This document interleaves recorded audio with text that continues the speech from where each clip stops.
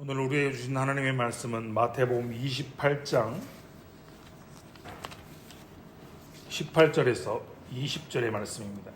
신약성경 53페이지 말씀입니다. 마태복음 28장 18절에서 20절의 말씀을 한 절씩 교독하고 마지막 20절의 말씀은 함께 읽겠습니다.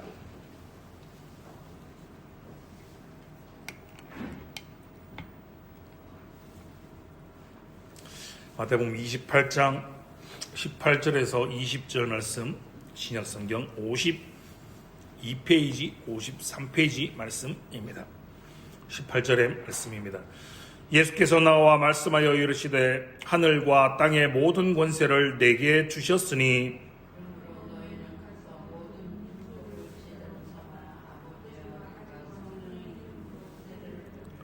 내가 너희에게 분부한 모든 것을 가르쳐 지키게 하라. 볼지어다 내가 세상 끝날까지 너희와 항상 함께 있으리라 하시니라. 아멘.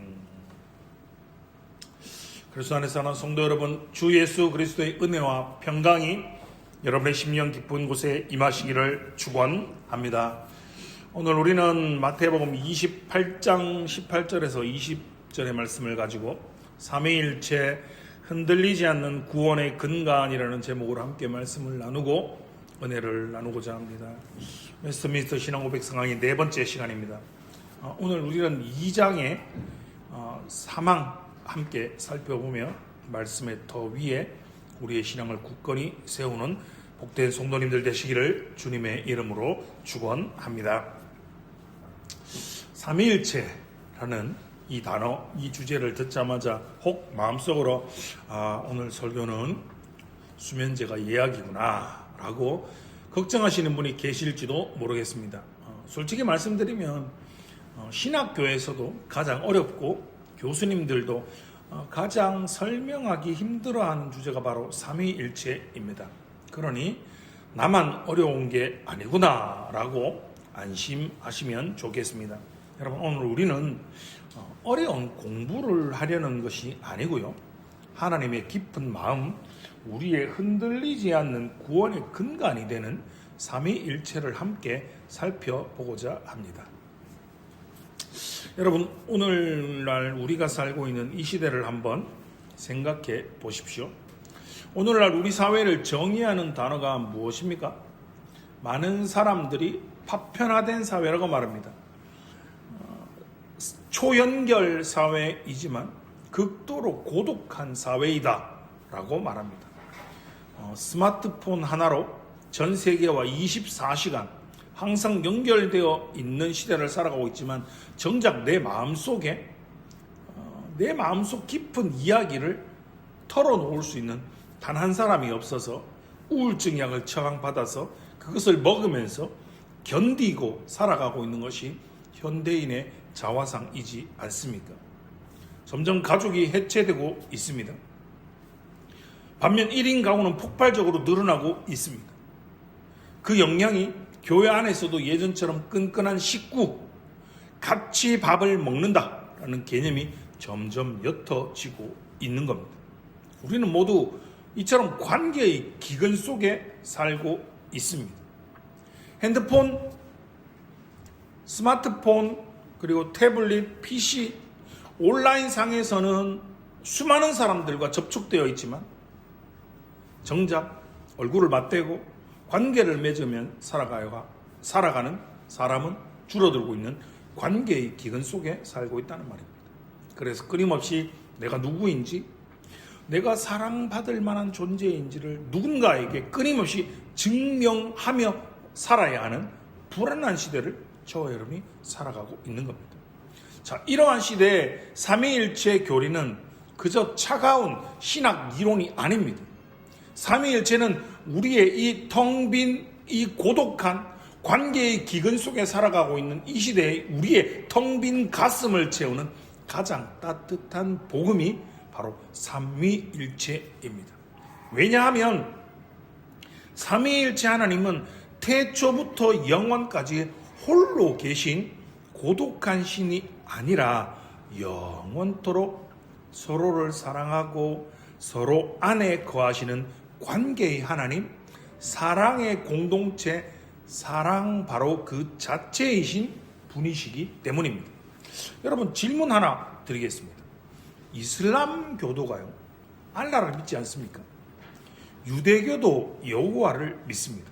그들도 그들 나름대로 한 명, 유일한 유일신을 믿는 종교라고 말합니다. 그런데 이슬람과 유대교와 기독교의 결정적인 차이가 무엇입니까? 그들은 단지 알라를 믿고 우리는 예수님을 믿는다, 안 믿는다, 이런 문제가 아닙니다. 더 근원적인 차이는 신관입니다. 즉 하나님이 어떤 분이신가에 달려있는 겁니다. 그들이 보기에는 이 기독교의 삼위일체는 하나님이 한 분이시다, 유일한 신을 믿는다라는 이 대원칙을 무너뜨리는 일명 다신론인 겁니다. 신성모독으로 비춰지는 것이 그들과 다른 겁니다. 여러분, 유대인들에게 있어서 하나님, 이 하나님은 절대적으로 숫자적인 하나입니다. 그들이 신앙 고백하는 신명기 6장 4절, 우리가 잘 알죠? 이스라엘아 들으라, 우리 하나님 여호와는 오직 유일한 여호와이시니입니다. 유일한 겁니다. 절대 타협할 수 없는 절대 진리입니다. 그들에게는 이 하나라는 숫자적인 하나, 이 단어는 나누어지거나 무언가 더하여져서 복합될 수 없는 단일한 하나인 겁니다. 그런데 지난주일 우리가 함께 살펴보았던 하나님의 단순성을 생각해 보십시오. 이 단순성은 하나님이 나누어지거나 합쳐진 것이 아니다라는 것을 배웠습니다. 그런데 저와 여러분이 믿는 기독교는 어떻습니까? 성부도 하나님이라고 고백합니다. 성자도 하나님이라고 고백하고 성령도 하나님이라고 믿고 부르고 고백하기에 이슬람의 입장에서, 유대인의 입장에서는, 아니 기독교는 유일한 하나의 신을 믿는 것이 아니라 세 명의 신을 믿고 섬기는 것으로 그들이 받아들이는 것입니다. 그럼 이슬람은 어떨까요? 이슬람은 쉬리크라는 것이 있습니다.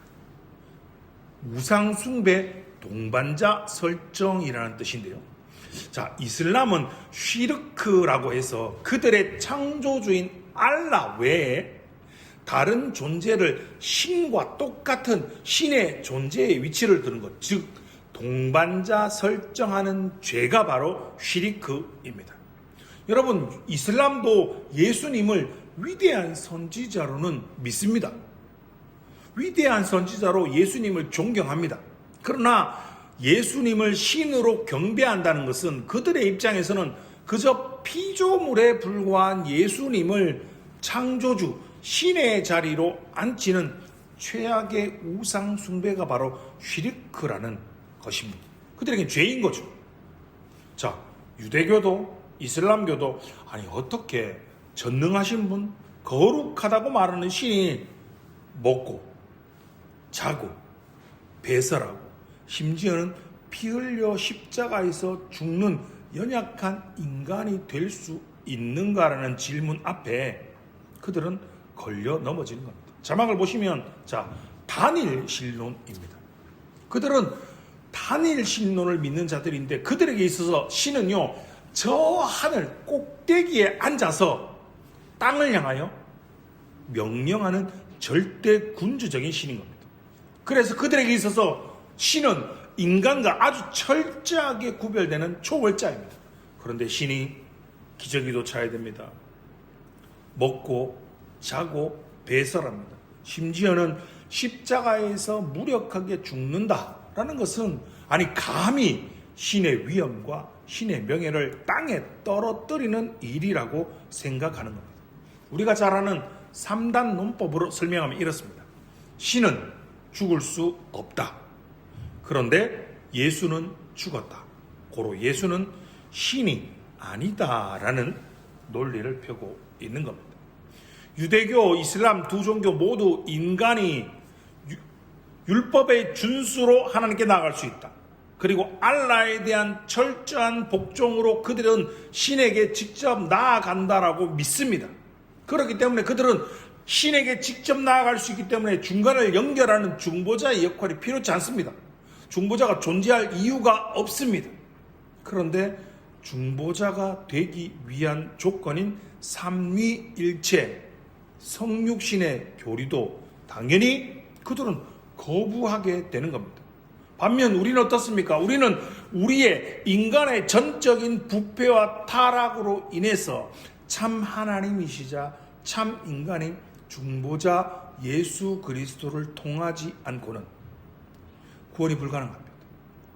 나로 말미암지 않고는 아무도 아버지께로 나아갈 자가 없다라는 것을 믿습니다. 이것이 바로 그들과 우리가 다른 차이점입니다. 단일 신론을 믿는 종교인들에게 있어서 신은 그저 높은 하늘 꼭대기에 앉아서 땅을 향하여 이렇게 명령하는 절대 군주라고 말씀드렸습니다. 이걸 사랑으로 한번 설명해 보겠습니다. 단일 신론 군주 같은 신은 여러분 사랑일 수가 없습니다. 왜냐하면 그 신이 세상을 창조하기 전에는 사랑할 대상이 없습니다. 여러분 사랑할 대상이 없는데 어떻게 본질적으로 사랑일 수가 있습니까? 여러분 생각해 보십시오. 사랑을 하려면 사랑이라는 본질 그 자체가 되려면 사랑을 하는 자가 있어야죠. 그리고 그 사랑을 받는 자가 존재해야 하는 겁니다. 하나님이 사랑이 되기 위해서는 무엇이 필요합니까? 하나님의 속성을 배웠습니다. 하나님은 어떠한 분이십니까? 하나님은 영원하신 분이십니다. 영원하신 하나님이 사랑이 되기 위해서는 사랑을 하는 자가 있어야 되고 사랑을 받는 자가 있어야 되고 그들 모두가 영원히 함께 있어야 하는 겁니다. 하나님은 창조 이전부터 성부와 성자와 성령 삼위로 계시고 서로를 영화롭게 하고 서로를 깊이 사랑하셨습니다. 그래서 사도 요한은 요한 1서 4장 8절에 이렇게 과감하게 선포할 수 있는 겁니다. 무엇이라고요? 하나님은 사랑이심이라 라고 말입니다. 사랑하는 성도 여러분, 오늘 설교 제목을 다시 한번 보십시오. 삼위일체, 흔들리지 않는 구원의 근간입니다. 오늘 우리는 이 신비로운 하나님의 내면, 그 영원한 사귐 속으로 들어가 그렇구나. 삼위일체 하나님 때문에 나의 구원이 안전하구나라는 믿음의 고백을 하시는 성도님들 되시기를 주님의 이름으로 축원합니다. 자, 먼저는 그럼 웨스트민스터 신앙고백서 제2장 3항의 첫 부분을 주목해 보십시오. 이렇게 말합니다. 신격의 유일성 안에입니다.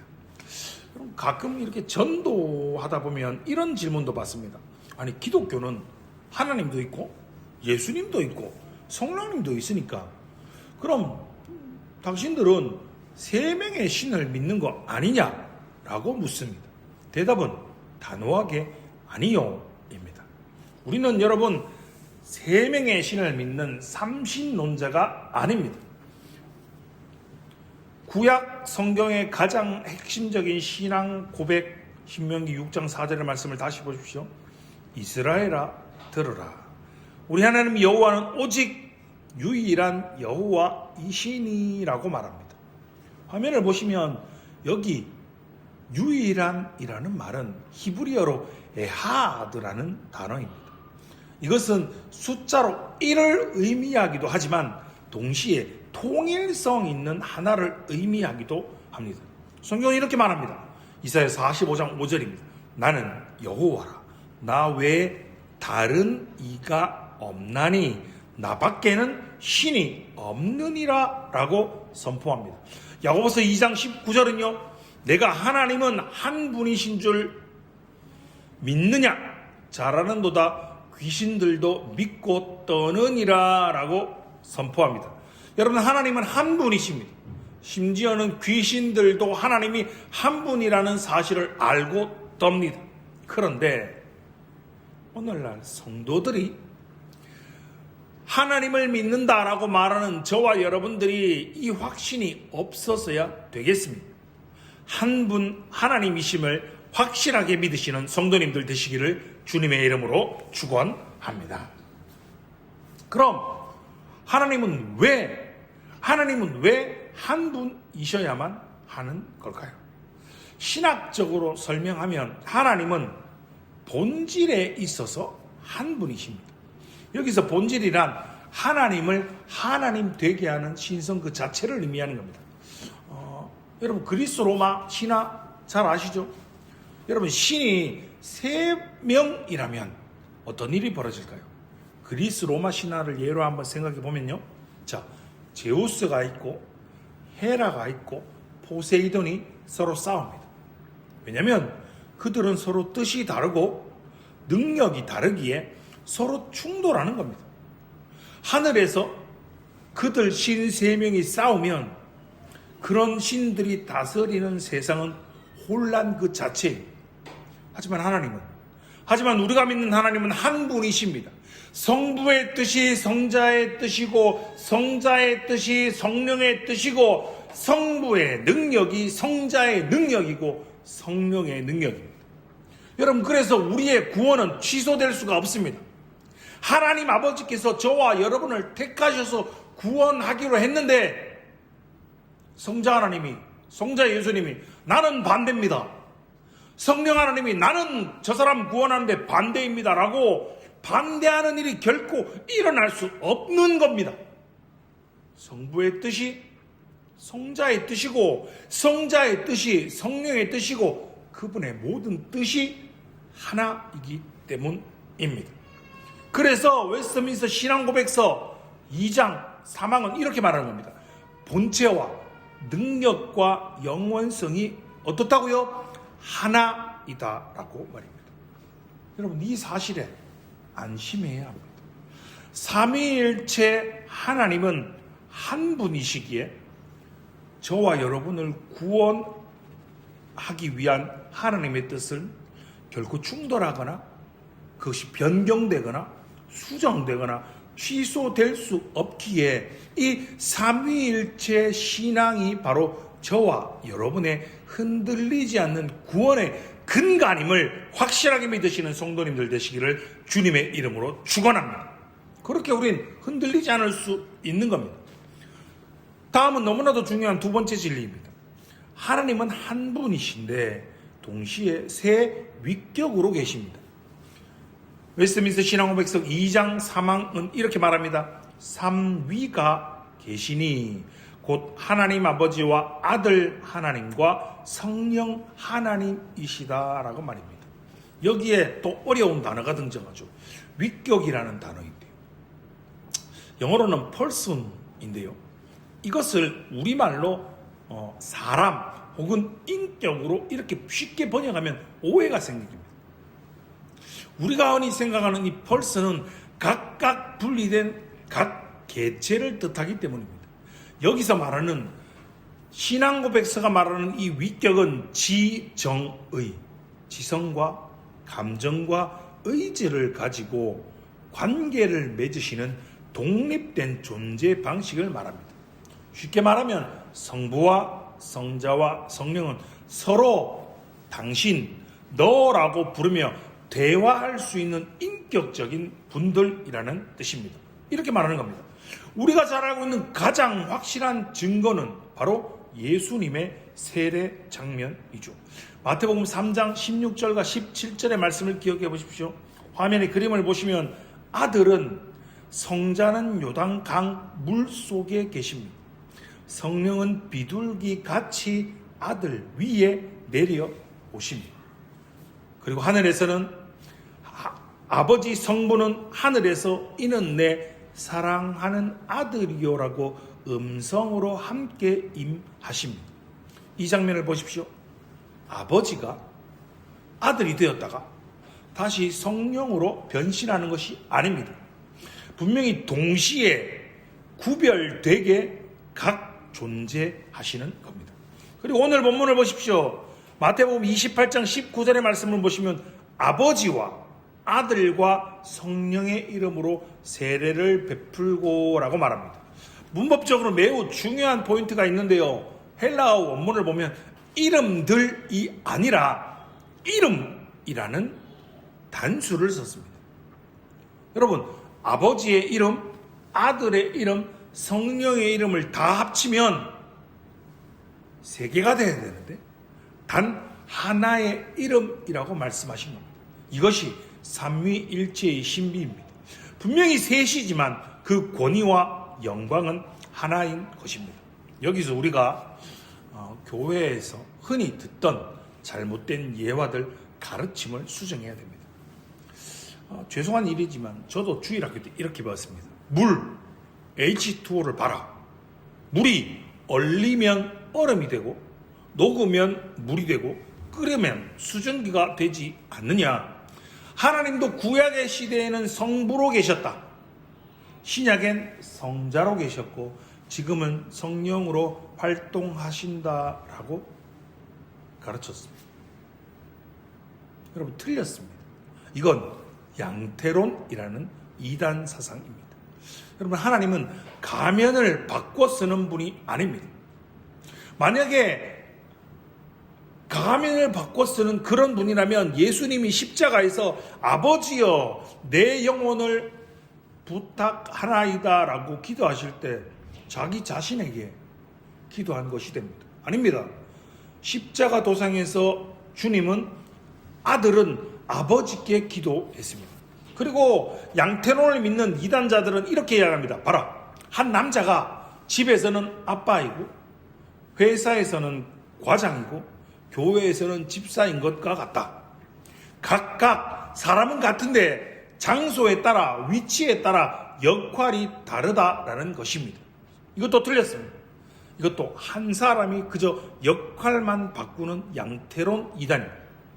클로버 잎을 보십시오. 잎은 세 개인데 줄기는 하나이니까 이거 아니냐라고 설명하기도 합니다. 부족합니다. 이것은 자칫하면 하나님을 삼등문하는 삼신론이나 부분설로 오해할 수 있습니다. 하나님의 단수성을 다시 한번 기억해 보십시오. 성부 하나님은 하나님의 3분의 1조각, 성자 하나님은 하나님의 3분의 1조각, 성령 하나님은 3분의 1조각이 아닙니다. 성부 하나님 안에 신성이 모두 충만해 거하십니다. 그럼 목사님, 그럼 도대체 삼위일체를 어떻게 설명해야 합니까? 화면을 보고 같이 한번 읽어보겠습니다. 어거스틴과 칼빈은 이렇게 말합니다. 어거스틴과 칼빈 같은 위대한 신학자들도 이렇게 고백합니다. 같이 한번 읽어보겠습니다. 시작. 우리가 삼위라고 말하는 것은 그것을 완벽히 설명할 수 있어서가 아니라 침묵하지 않기 위해서다라고 말입니다.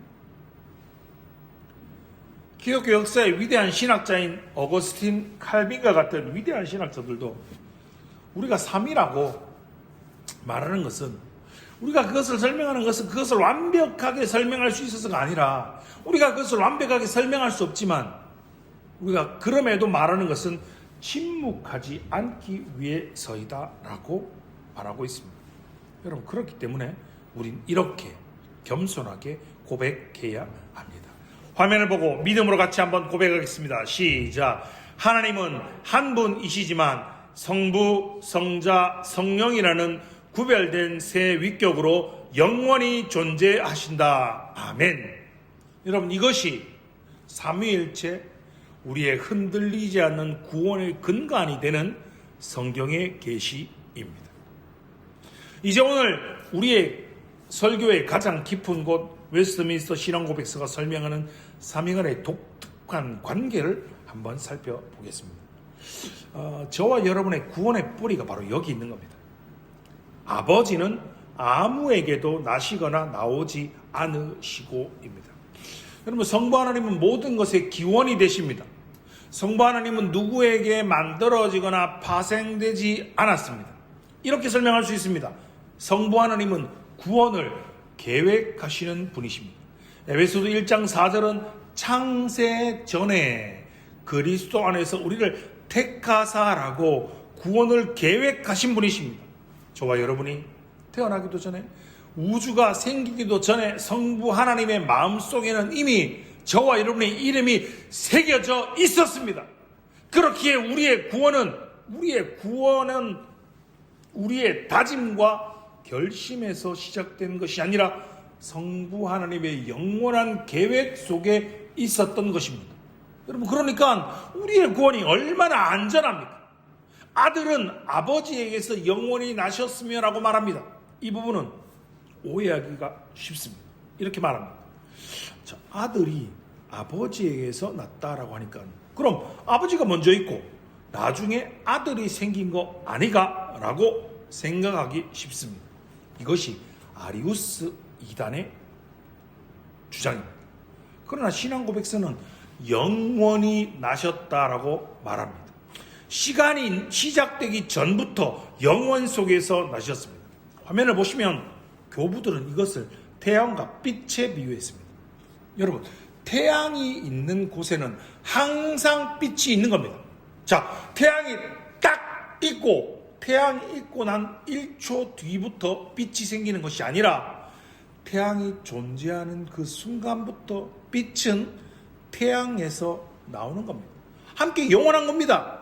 빛이신 성자는 태양인 성부에서 나오지만 태양보다 나중에 생긴 것이 아니라 태양과 빛은 본질이 같다라고 설명하는 겁니다. 히브리서 1장 3절에 보면 이렇게 표현하죠. 예수님을 하나님의 영광의 광채시요 그 본체의 형상이라고 고백합니다. 여러분, 예수님은 피조물이 아닙니다. 하나님에게서 나오신 참 하나님이십니다. 그렇기에 예수께서 십자가 도상에서 흘리신 피는 그저 저와 여러분 같은 단순한 한 인간이 흘린 피가 아니라 하나님과 동일하시며 하나님과 본질상 하나이시며 영광의 광채이시며 그 본체의 형상이신 분이 흘리신 피이기에 그의 피는 온 인류의 죄를 씻을 무한한 능력을 가지고 있는 십자가 보혈의 피인 겁니다. 바로 그 십자가 보혈의 피가, 그 보혈의 공로가 저와 여러분의 구원의 불변의 뿌리가 되는 것입니다. 삼위가 되시는 또한 성령 하나님은 이렇게 표현합니다. 뭐라고요? 성령은 아버지와 아들에게서 영원히 나오신다라고 말입니다. 성령님은 아버지와 아들의 사랑의 숨결로 나오십니다. 요한복음 15장 26절은 이렇게 말합니다. 내가 아버지께로부터 너희에게 보낼 보혜사 곧 아버지께로부터 나오시는 진리의 성령이라고 말씀하십니다. 이렇게 표현할 수 있죠. 성령은 성부와 성자를 잇는 사랑의 띠입니다. 그리고 이제 그 성령께서 저와 여러분, 우리 안에 오셨습니다. 여러분, 이것이 무슨 뜻입니까? 이것이 어떠한 의미입니까? 이것이 저와 여러분에게 어떠한 위로와 어떠한 평안을 주십니까? 성부와 성자 사이에 흐르던 그 영원한 사랑의 기로 속으로 저와 여러분을, 우리를 초대하신다라는 뜻입니다. 많은 사람들이, 많은 성도들이 구원의 확신 때문에 흔들립니다. 내가 죄를 지었는데 하나님이 나를 버리지 않으실까? 그러나 저와 여러분의 구원은 삼위 하나님의 완벽한 협업입니다. 성부 하나님은 창세 전에 저와 여러분을 선택하셨습니다. 그는 구원의 설계자이십니다. 성자 하나님께서는 2000년 전 십자가에서 그 구원을 성취하셨습니다. 시공자이십니다. 성령 하나님은 오늘 저와 여러분의 마음속에 그 구원을 적용하시고 우리와 함께 하시며 인치십니다. 감리자이시고 보증자가 되십니다. 사랑하는 성도 여러분, 저와 여러분이 우울하다고 해서 성부의 계획이 취소될까요? 저와 여러분이 죄를 짓고 저와 여러분이 실수했다고 해서 예수님의 십자가 보혈의 은혜가 무효가 될까요? 아닙니다. 삼위 하나님이 서로의 사역을 보증하고 계시기에 우리의 구원은 우리의 컨디션에 달려있는 것이 아니라 삼위 하나님의 신실하심에 달려 있습니다. 이것이 우리의 유일한 위로입니다. 변치 않으시는 분, 신실하신 삼위일체 한 분이신 하나님으로 인해서 우리의 구원이 너무나도 확고함으로 인해서 참된 위로와 평안을 누리시는 사랑하는 성도님들 되시기를 주님의 이름으로 축원합니다. 그렇기에 삼위일체를 믿으면, 삼위일체를 고백하면, 삼위일체를 깨닫게 되면 저와 여러분의 기도의 깊이가 달라질 수밖에 없습니다. 우리가 막연한 신에게 도와주십시오, 이거 해결해 주십시오라고 기도하고 비는 게 아니라는 겁니다. 에베소서 2장 18절은 우리의 기도를 이렇게 설명하죠. 그로 말미암아 우리 둘이 한 성령 안에서 아버지께 나아감을 얻게 하려 하심이라 라고 말입니다. 무슨 말입니까? 우리는 성부 하나님께, 기도의 대상이신 성부 하나님께 기도합니다. 그리고 우리는 기도의 자격이고 기도의 중보자가 되시는 예수 그리스도의 이름으로 기도합니다. 기도의 능력이고 기도의 도우심이 되는 성령 안에서 우리는 기도하는 겁니다. 사랑하는 성도 여러분, 저와 여러분의 삶의 고단함과 아픔과 어려움으로 인해서 기도조차 나오지 않으신 상황에 혹시 계신 분이 계십니까? 로마서 8장 26절은 성령이 말할 수 없는 탄식으로 우리를 위해 간구하신다라고 저와 여러분을 위로하십니다. 여러분이 엎드려 신음할 때 성령께서 여러분의 신음을 성부 하나님께 올리고 계십니다. 그리고 우편에 계신 성자께서 그 기도를 보증해 주십니다. 삼위일체 하나님이 여러분의 기도를 돕고 계십니다. 그렇기에 힘들고 어려운 시기에 삼위일체 하나님을 믿고 일어나 힘을 내어 기도하시는 성도님들 되시기 바랍니다. 서두에 말씀드린 것처럼 고독한 현대인들에게 있어서 삼위일체는 바로 강력한 처방입니다. 왜냐하면 하나님은 본질적으로 관계이시기 때문입니다. 그 하나님이 우리를 우리의 형상을 따라, 바로 하나님의 형상을 따라 저와 여러분을 창조하셨기 때문입니다. 사랑하는 성도 여러분, 그러므로 인간은 혼자서는 온전할 수 없습니다. 여러분, 독불장군은 없습니다. 혹 이렇게 착각하고 있지 않습니까? 그냥 나 혼자만 예수 잘 믿으면 되지라는 생각은 우리의 믿음인 삼위일체 신앙과 맞지 않습니다. 성부와 성자와 성령께서 서로를 높여주시고 서로 안에 거하시는 것처럼 교회는 서로의 짐을 지고 서로를 용납하는 사랑의 공동체가 되어야 하는 겁니다.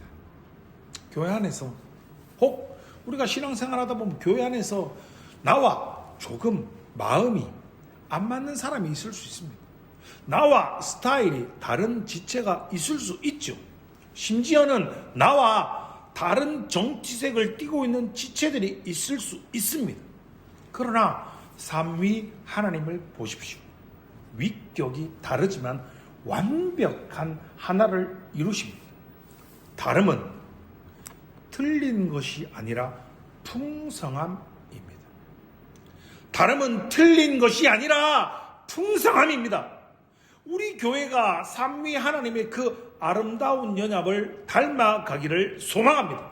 여러분, 옆 사람을 한번 보십시오. 그 사람은 우리가 짐스러워야 할 대상이 아니라 삼위일체 하나님의 사랑을 나누어 주어야 할 영원한 믿음의 가족입니다.